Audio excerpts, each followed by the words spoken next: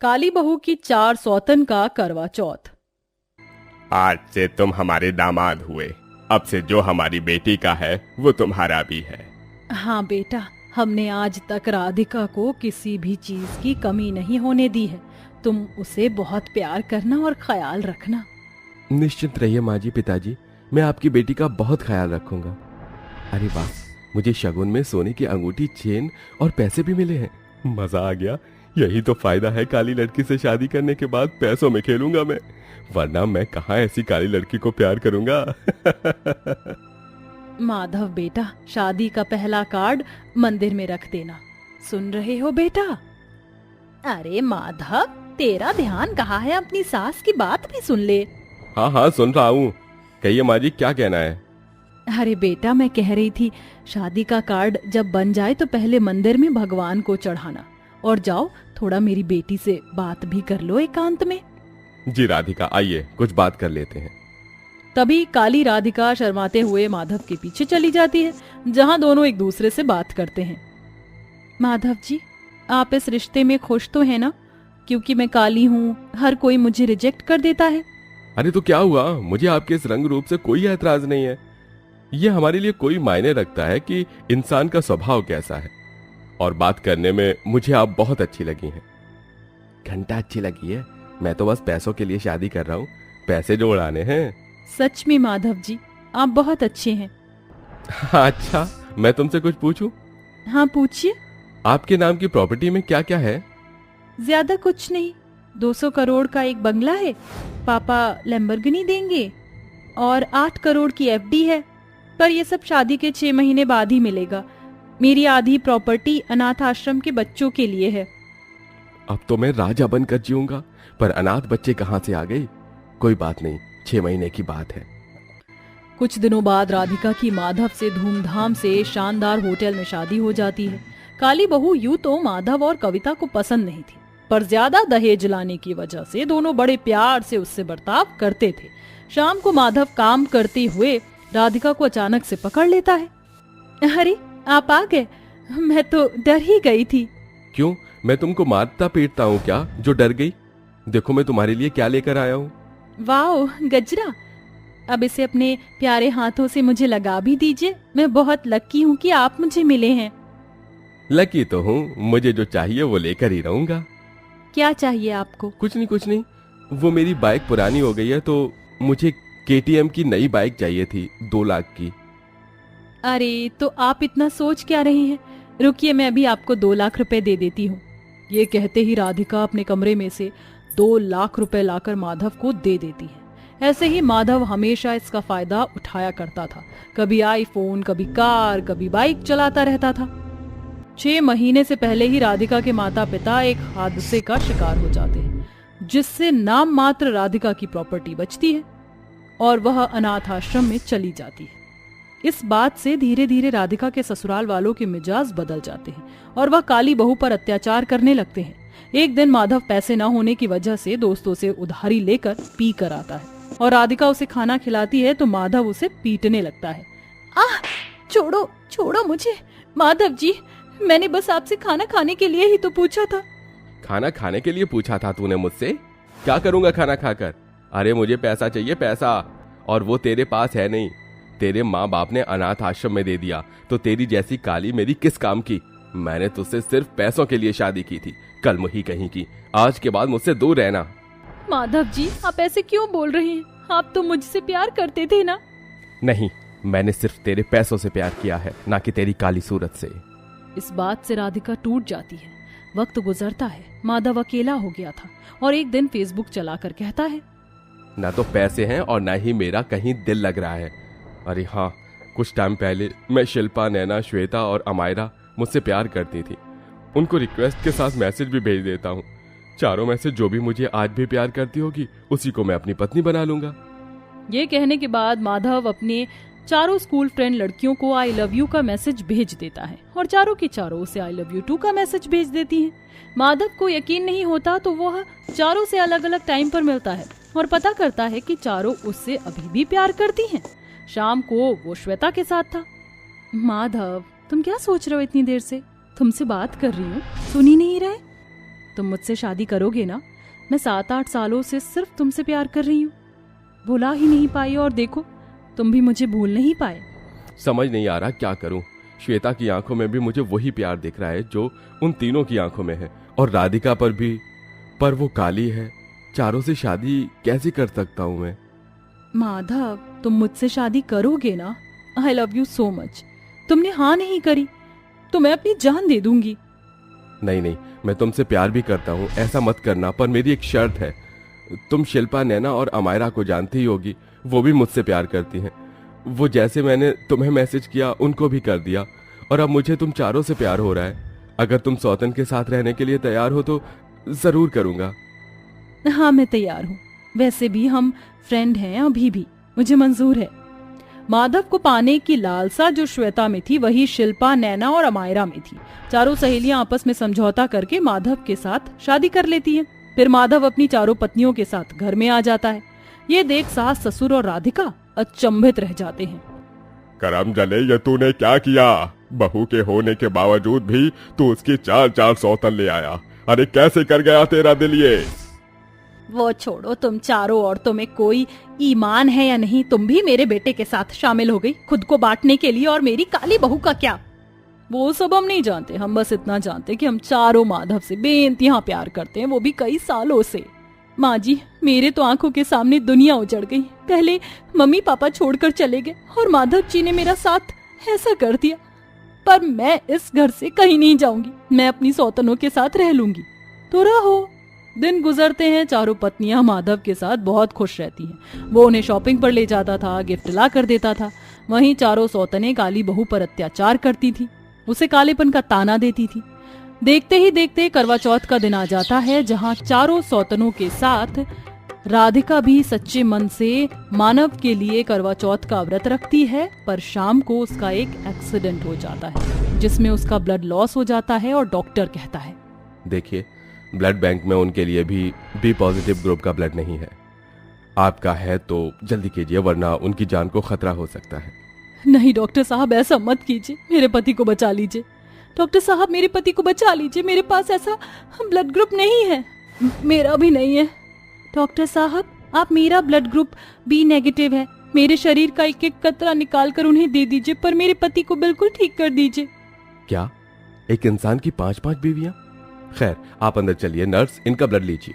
तभी राधिका के ब्लड देने से माधव की जान बच जाती है। जब ये बात माधव को पता चलती है तो राधिका से वो कहता है, राधिका, मैंने तुम्हारे साथ इतना बुरा किया, तुम्हारे पैसे छीन लिए, फिर भी तुमने मेरी जान क्यों बचाई?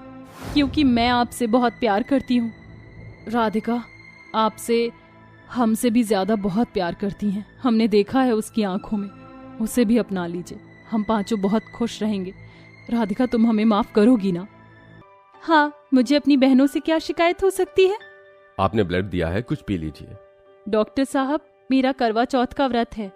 तुम सब मेरे लिए और कितना करोगी? मैं बहुत किस्मत वाला हूँ कि मुझे 5-5 प्यार करने वाली पत्नी मिली है। चल मेरे राजा बेटा, मेरी पांचों बहू का व्रत खुलवा दे। हाँ माँ, पर अब मैं किस किस को एक साथ प्यार करूंगा?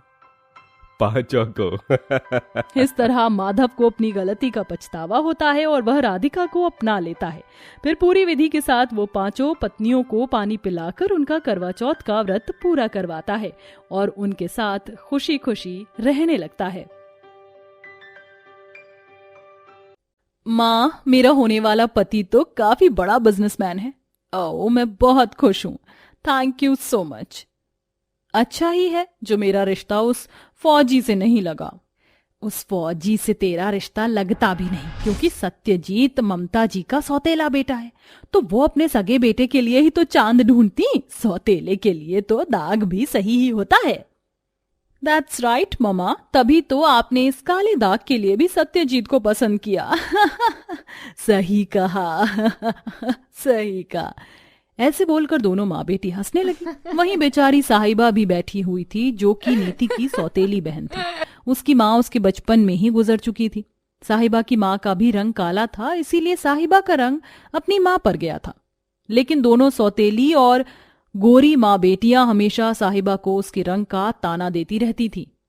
हे कल्लो, जरा जल्दी जल्दी हाथ चला, वरना एक दूंगी ना गाल पर झापड़, तो तेरा मामला बिल्कुल सेट हो जाएगा। ऐसे ही रोजाना अपने जेल जैसे घर में घुट घुट कर किसी तरह से साहिबा का समय बीत गया और अब दोनों ही बहनों की शादी हो चुकी थी। लेकिन साहिबा के ससुराल में भी ज्यादा कुछ नहीं बदला था। अच्छा साहिबा, अब मैं चलता हूँ। मैं बस तुम्हारी वजह से 10 दिन यहाँ रुक भी गया, वरना 10 दिन की छुट्टी बॉर्डर से मिलना बहुत मुश्किल होता है। ये 10 दिन अब बस मुझे चंद लम्हों के बराबर लग रहे हैं। सत्यजीत जी, आप मुझसे मिलने जल्दी ही आना, मैं आपका इंतजार करूंगी। जरूर। सत्यजीत अपनी बीवी की तरफ मुस्कुराया और फिर अपनी माँ और बाप के गले मिलकर वो वापस बॉर्डर की तरफ ही निकल गया। जाते वक्त सत्यजीत की आंखों में आंसू थे, लेकिन एक जवान इन आंसुओं को हमेशा अपने अंदर ही रखता है। सत्यजीत ने भी पलट कर नहीं देखा और वो सीधा अपनी राह निकल गया। अच्छा ही है जो चला गया। इन 10 दिनों में इसके यहाँ रहने से मेरी छाती पर कितना बोझ बन रहा था, ये बस मुझे ही पता है। अच्छा है कि दफा हुआ। अपनी सास की बात सुनकर साहिबा चौंक गई। सासू माँ, सत्यजीत जी आपके बेटे हैं और आप उनके बारे में ऐसे? सौतेला है, समझी? जैसे तू अपनी माँ की छाती पर बोझ थी, ठीक वैसे ही ये भी है। अब ऐसे मेरे मुंह को मत ताक, समझी? और जल्दी जल्दी काम निपटा। ये दुनिया कितनी मतलबी है। हाँ है, क्योंकि ये दुनिया है मिस, कोई फेरी टेल नहीं जो इसमें सब कुछ खूबसूरत होगा। अब ऐसे सभी के मुंह मत देखो, और मुझे बड़ी जोर की भूख लग रही है, तो तुम जल्दी से खाना बनाओ। बेचारी साहिबा मजबूर थी कि अब आखिर वो क्या करे। उसका पति भी अब उसके पास नहीं था जो उसका साथ देता। इसीलिए बेचारी साहिबा बस वैसे ही करती रहती थी जैसे जैसे उसकी सास और नीति उसे बोलते रहते थे। ओ गॉश सासू माँ, देखो इस काली ने आपका कितना एक्सपेंसिव फ्लावर पॉट तोड़ दिया है। अरे काली माई, देख कर काम नहीं कर सकती क्या? आंखें फूट गई हैं? हे भगवान, मेरा गुलदस्ता। ए काली, तोड़ना था तो अपने हाथ पांव तोड़ती, मेरा गुलदस्ता क्यों तोड़ा? ममता ने साहिबा को बहुत सुनाया और साथ ही उसने उससे उस फ्लावर पॉट के पैसे भी वसूले। बेचारी साहिबा की जिंदगी न मायके और ना ही ससुराल कहीं पर भी अच्छी नहीं कट रही थी। ऐसे ही दिन बीत रहे थे और अब दोनों ही बहुएं प्रेग्नेंट हो चुकी थीं। प्रेगनेंसी की हालत में ममता नीति का तो बहुत ज्यादा ख्याल रख रही थी, लेकिन बेचारी साहिबा का ख्याल रखने वाला कोई नहीं था। अरे काली, जा नीति के लिए खट्टी चटनी बना कर ला। माँ जी, अभी मुझे चक्कर आ रहे हैं। मैं तुझसे पूछ नहीं रही हूं, समझी? जा जल्दी ला। साहिबा को तबीयत खराब में भी अपनी देवरानी की सेवा करनी पड़ी। बेचारी का कोई भी ना होने की वजह से सभी साहिबा को पैर की जूती की तरह समझ रहे थे। धीरे धीरे ऐसे ही समय बीतता गया और अब करवा चौथ आ चुका था। नीति, ममता और साहिबा सभी ने यह खास व्रत रखा था। इस दिन सभी के पति उनके साथ होंगे। सिर्फ यहाँ मैं ही एक ऐसी हूं जो बिन पति के करवा चौथ मनाऊंगी। लेकिन कोई नहीं, मेरे पति अपने वतन के लिए मुझसे दूर हैं, तो मैं ज्यादा दुखी नहीं हूं। मैं वीडियो कॉल करके एक नए तरीके से अपना व्रत खोलूंगी। साहिबा बेचारी बुझे मन से ही व्रत रखकर घर के कामों में लग गई। वो काफी उत्सुक भी थी अपने पति के साथ एक नए तरीके से करवा चौथ मनाने के लिए। एक तरफ साहिबा उत्सुक हो रही थी तो वहीं दूसरी ओर बॉर्डर पर। भाई, आज तो तुम्हारी पत्नी ने करवा चौथ का व्रत रखा होगा। अब तो करवा चौथ माता तुम्हारी उम्र को लंबी कर देंगे, वही तुम्हारे ही मजे हैं। फिक्र मत कर, एक दिन तुझे भी कोई व्रत रखने वाली मिल ही जाएगी। सभी ऐसे ही हंसी मजाक करते हुए बातें कर रहे थे कि तभी अचानक बॉर्डर पर कुछ बदमाशों ने हल्ला बोल दिया। जवानों, सभी सावधान हो जाओ, कुछ बदमाश आ!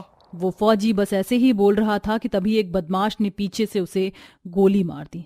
सारे फौजी बंदूक उठाकर तैयार हो गए और बॉर्डर पर जंग छिड़ गई। संभल कर कर्नल साहब।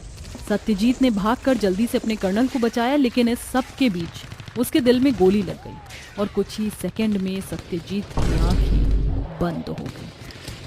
फौजियों ने तो उन बदमाशों की टीम को कुछ देर बाद पकड़ लिया, लेकिन काफी सारे फौजी इस अचानक की लड़ाई में मारे गए। करवा चौथ का व्रत खोलने का समय हो चुका था। बेचारी साहिबा बार बार सत्यजीत को फोन मिला रही थी, लेकिन कोई फोन नहीं उठा रहा था। और वहीं दूसरी ओर छत पर ममता की सास और नीति अपने अपने सुहागों के लिए व्रत खोल रही थी। चलिए जी, जल्दी से पानी पिला दीजिए। जरूर, ये लो भाग्यवान। एक तरफ सभी पति पत्नी एक दूसरे के साथ वक्त बिता रहे थे, तो वहीं दूसरी तरफ फोन ना लगने की वजह से साहिबा अपने पति की तस्वीर देखकर ही व्रत खोलने लगी। मैं आपसे बहुत नाराज हूं सत्यजीत जी। साहिबा ने खिड़की से चांद देखा और फिर सत्यजीत की तस्वीर देखकर अपना व्रत खोल दिया। वो अपने हाथों से ही उसकी तस्वीर देखते हुए पानी पी रही थी कि तभी उसके पास बॉर्डर से फोन आया। हेलो जी, क्या ये अमर शहीद सत्यजीत का घर है? जी। आपके पति को हम सलामी देते हैं। हम जल्द ही उनके शव को आप तक पहुंचा देंगे। ये बात सुनते ही साहिबा के पैरों तले जमीन खिसक गई और वो चिल्ला चिल्ला कर रोने लगी। उसकी आवाज सुनकर सभी घर वाले जल्दी से नीचे आए। बेचारी साहिबा बहुत जोर जोर से रो रही थी। अरे क्या हुआ तुझे अचानक? बोल भी। सासू माँ, सासू माँ, सब सब खत्म हो गया। साहिबा ने रोते रोते सभी को पूरी बात बताई। अब सभी को अपने बुरे बर्ताव पर पछतावा हो रहा था। बहू तू ज्यादा मत रो, मेरा बेटा अपने देश के लिए शहीद हुआ है। तू शांत हो जा। तेरे गर्भ में उसकी आखिरी निशानी है, अब तू इस पर ध्यान देना, इसे अपना जीने का आधार बनाना। ममता ने साहिबा को बहुत समझाया। एक तरफ जहां सत्यजीत गया था, वहीं उसका वंश दुनिया में आने वाला था। बस यही तो दुनिया की रीत है। एक जाता है तभी तो दूसरे को आना होता है।